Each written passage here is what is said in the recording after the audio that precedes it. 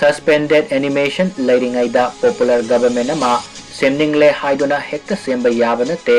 suspended animation lautoklaba matungda state legislature gi luchingba khallaga government semnaba claim tawgadabani haina Sagolban ACG MLA RK Imona Fongdokre Wafamasi Sagolban Nepram Menjorda Inkumja Lisinganiga Kungamatoidagi Saba Hokiba Urban Primary Health Center Ama Sangaduna Miyamda Sinabagi Thoramda Sarukyaba Lapada Fongdokibani Mahakna Makataraduna Haikibada Handak BJP gi MLA Singh Delhi da Satuna Center gi Luchingba Singa Warisana Kibado State asida tangdu laitaba purakpa ngamnabagi ahanba khongthangni matam kharagi mamangda oiramba Manipur gi fibam madu tapna ingtharaktuna ngasidi tangdu laitabagi maikairomda sangsilakli masimak afaba khongthang amani Lan Pumnamakki Waroisin Tableda Purakhiba Ngaktani